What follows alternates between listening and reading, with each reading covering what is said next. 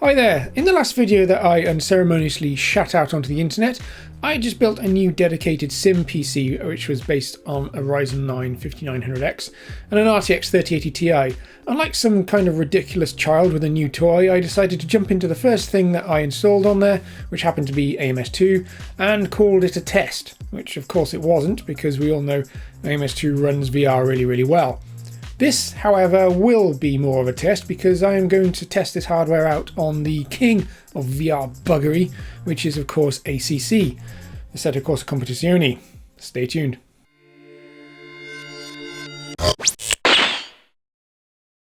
Right then, so what the hell is this video about? Well, it's going to be a kind of combination of seeing how well ACC runs on this new hardware and then using the results from that to tweak the hardware. So I haven't done any iterations of reconfigurations of this system yet. This is kind of still its first phase. I like to go through a couple of phases of tweaking stuff. But first of all, I need to find out what the numbers are, and I'm going to use ACC for that. After all, I did build this computer to sim race, right? So I'm going to set up two races, one in the dry and one in the wet, and other than the weather, they're going to be configured identically in terms of the number of cars, the track, the time of day, the number of laps, etc, etc. Now of course, because they are identical races, doesn't mean that they're going to play out identically. There's lots of variables during the actual race, which means they'll be very different. So I want to basically ignore the numbers whilst I'm racing and just concentrate on the experience that the game's given me. I'm going to use FPS VR to actually record it, and I'll shove that on the screen as well so that we can see what's happening, and then I'm going to look at those numbers after the fact and draw some conclusions based on that. Anyway, let's get into ACC and check out how I've got that set up. Right, so these are the settings for ACC. I got full screen disabled, so I run it in windowed mode because OBS picks it up better. Resolution is 1920 by 1080, VSync is disabled, frame rate is 90, so we don't need any more than 90. Quite frankly, if I achieve 90, then this thing's going to run smoother than Action Man's smooth parts. Menu frame rate limiter is enabled, triple screen disabled because we're in VR, resolution scale 100%, view distance mid, shadows high, shadow distance mid, contact shadows enabled, anti-aliasing high, anti-aliasing type temporal, effects high, post-processing high, foliage low because I don't really pay much attention to the green stuff whizzing past the windows, textures epic, mirror view distance 40, mirror quality mid, mirror frame rate limit auto, mirror resolution mid, and opponents visible 40. Down in the virtual reality section, both of these are set to 100%. In the advanced area, we have materials quality high, temporal upsampling enabled, bloom quality high, volumetric fog disabled, volumetric LOD quality low, car LOD quality 70%, H-LOD enabled, and advanced sharpen filter disabled. Image customization, most of this is default, so motion blur disabled, saturation 100, white balance neutral, sharpness is 100%, camera effects 3, image contrast 0.5, exposure gain 0.4, tone mapping aces, blah blah blah, all those are just defaults. Okay, so let's have a quick look at my Steam VR settings. It's all pretty much default except for my resolution per eye, which I'm running at 150%. My Vive Pro can't do any other refresh rates other than 90. In per application settings for ACC, we have got motion smoothing enabled, so this is basically reprojection. In Steam VR it's called motion smoothing, in Oculus it's called asynchronous space warp, I think, or something like that. Basically it's reprojection, so if frames don't get rendered in time, you end up with a synthesized version of the frame, which isn't perfect, but it's better than getting stutter. Custom resolution multiplier I've got set to 100. Don't really want this any higher because it actually multiplies on top of the super sampling set in the background there. So for example, if this was to be 150, then the super sampling would go up to 225, which would look amazing, but it probably wouldn't run very well. The rest of it is just default values. So with FPS VR, this is what I'm going to be using to get the data out of the playthroughs. Now, most of you probably know what all this stuff means, but for those of you who don't, I'm going to be paying particular attention to the FPS value and not so much the average FPS, because despite running identical races, their content's going to be varying wildly, so average FPS won't really tell me much. But I will be looking at the FPS and where it's dropping and where it's good. The GPU frame timings is also what I'm interested in, so I'm interested in seeing 11.1 milliseconds or anything under 11.1 milliseconds there. So we get that value from the fact that we want 90 FPS. There's 1000 milliseconds in a second, so 1000 divided by 90 is 11.1. So that's actually what this line represents on the graph here. So the little green bars represent frame timing, so when it starts going over that, you'll see yellow spikes and what have you, which means that frames aren't getting rendered in time. GPU temperature and usage, I'm really interested in seeing what temperature we've got here, just simply because I don't want the thing to throttle, so if it's getting too hot I want to know about it.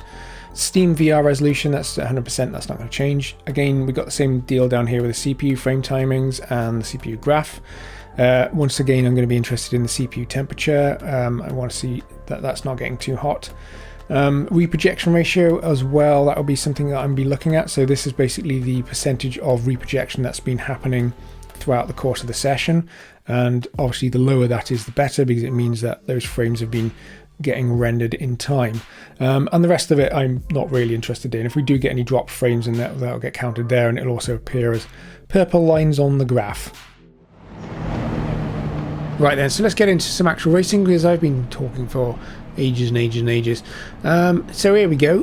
This will be the first dry race, and at the beginning of this one, where all the cars are bunched up, I was noticing anywhere between 45 and 75 FPS, and although I wasn't noticing any form of jitter, the reprojection, it could be seen on the close details, so I could see like bits of the wing kind of ghosting about and stuff like that, and all the way down the sort of around the source and down toward Eau Rouge, it was, you know, the frame rates were still low, but it still felt quite smooth, to be honest with you.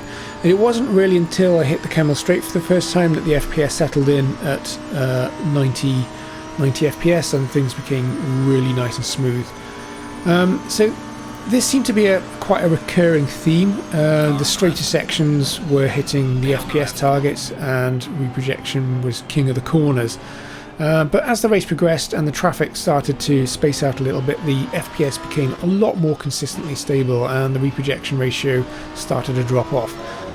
Now, surprisingly, the GPU temp was really happy, running at a comfortable 60-ish degrees, and I didn't kind of expect this because of the way I've got the machine configured, and I'll have a look at that afterwards. However, the CPU temps were in the mid-70s, which I think could be better. So for the second test, I ran the exact same race again, except this time in wet conditions. Wet conditions are generally more intensive to render because they've got all of the post-processing stuff going on.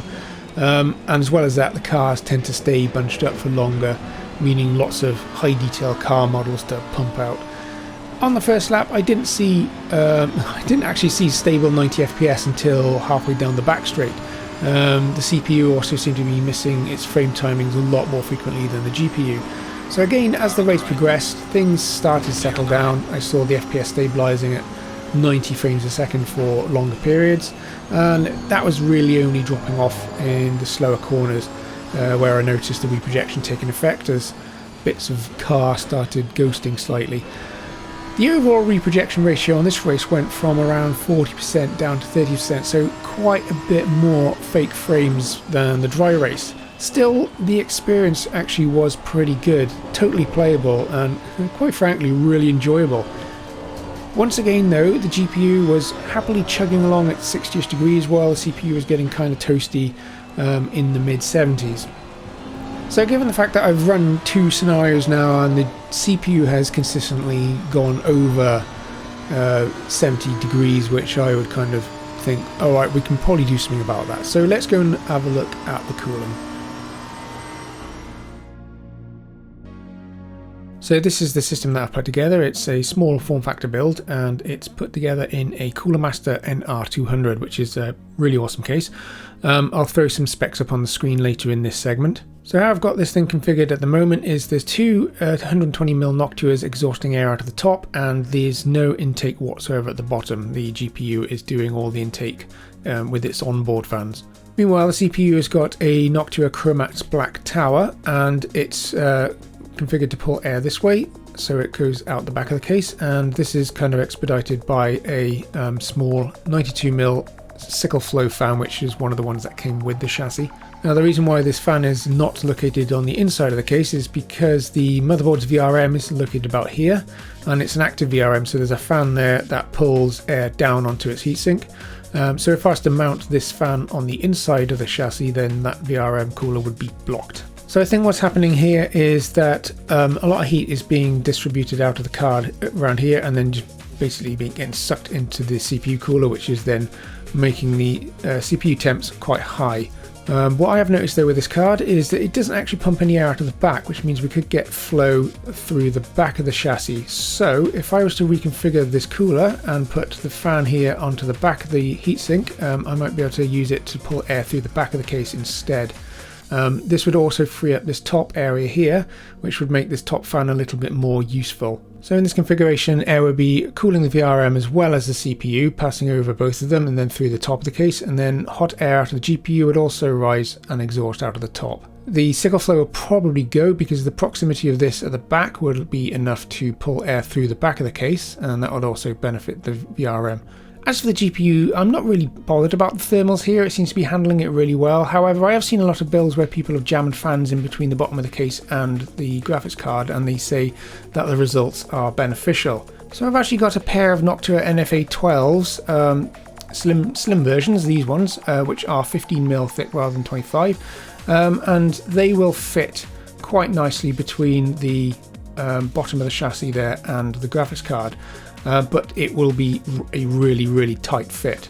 Alternatively, I could mount them to the exterior of the chassis on the bottom here, which would allow for a bit of room between the Noctua fans and the graphics card fans. So I'm not entirely convinced that this will be beneficial whatsoever, particularly inside the case. I don't think that there's enough room in there at all. So I'm going to give that a try and see what happens. So here we are, about an hour and a half later, and well, a few pints of Guinness, I've got this thing reconfigured. So with the CPU fan now mounted on the back and pointing the other way, we've got a rather large hole in the back of the case here where it can just suck as much cold air in as it wants, and that will get fed through the heatsink and then out the top. So as for the intake, I decided to mount the two 15mm Noctuas on the bottom rather than inside the chassis, and this is because when I did put them in the chassis there was millimeters between the blades of the Noctuas and the blades of the graphics card, so I just don't think there'd be enough room in there for the airflow to actually have any benefit.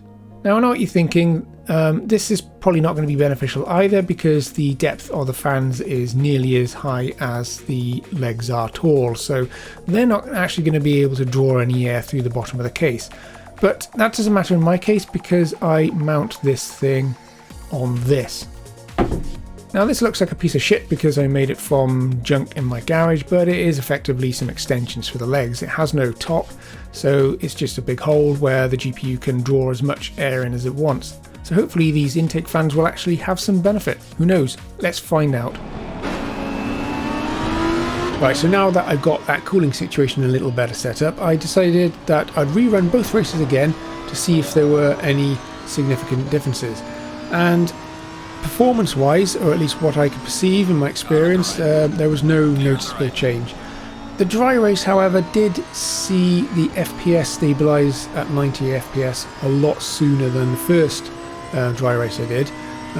So basically on the first lap it actually hit 90 before I even got to Eau Rouge, but this is probably due to the dynamics of the race. So for example, you know, the proximity of other cars, because all of that's completely variable.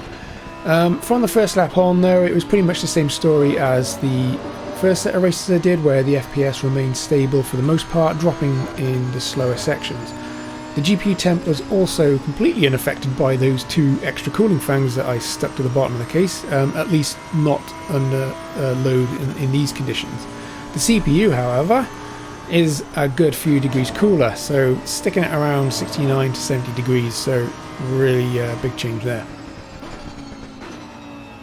The second wet race that I did was actually a bit of a surprise. The performance here felt slightly improved over the first wet race that I did before I reconfigured the machine.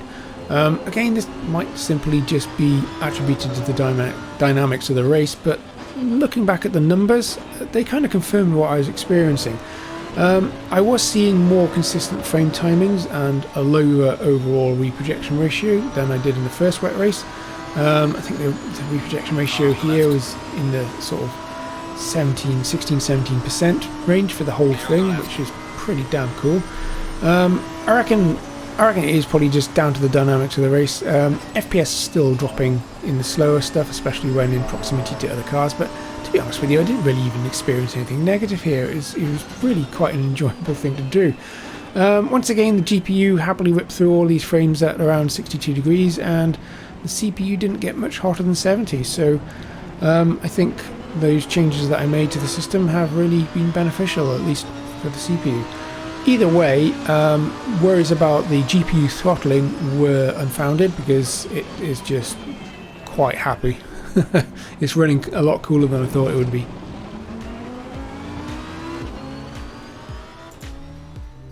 So then, in conclusion, I'm pretty happy with how this system is running one of the worst sims for VR ever.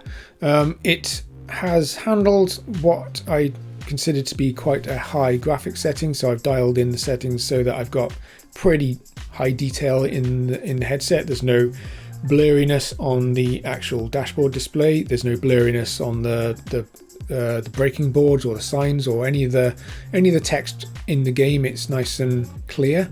There's no flickering edges everywhere. We've got good effects. The rain looks good, so I'm quite happy with how it's looking. When the frame rate is at 90 FPS, the thing is absolutely flawless, but to be honest with you, I was quite surprised at how playable it is when the frame rate's dropping to something like 45. I mean, there's a lot of reprojection going on there, and you can kind of tell.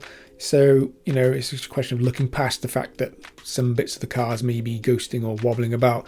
But certainly when the frame rate's just in between the top and the bottom, so around 70 to 80 FPS, it's completely playable, absolutely no problem whatsoever. I'm going to leave the video there. Hope you found it vaguely entertaining and kind of informative. I'm going to leave you with some footage of one of the wet races that I did, and until next time, take care. Bye-bye then. Going double file.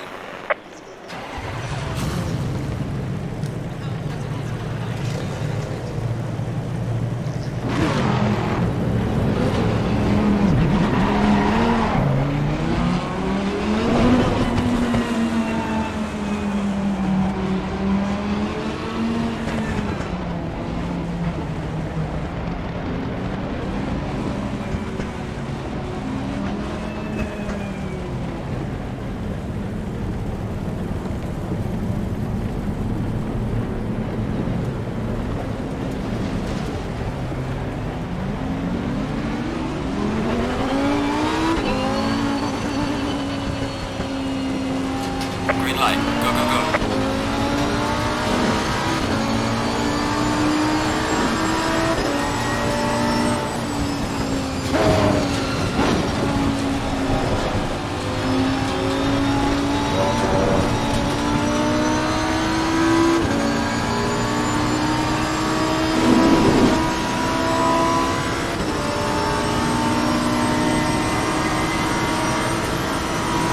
Car on the left.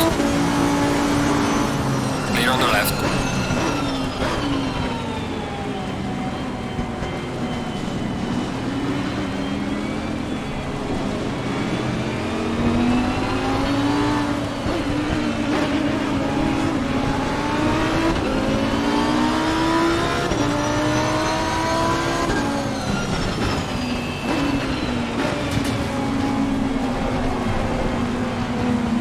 Car on the right. Clear on the right. Car on the right. Clear on the right.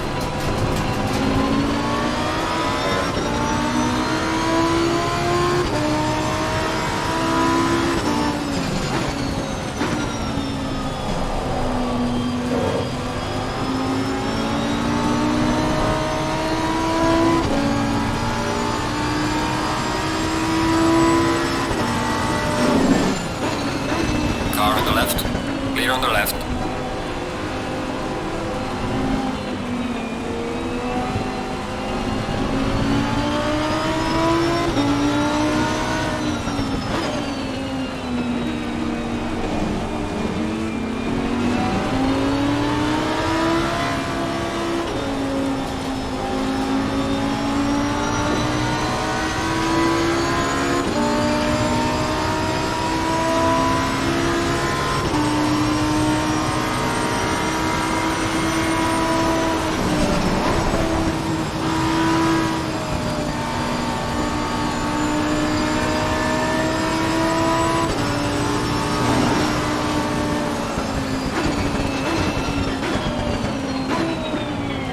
Car on the right. Clear on the right.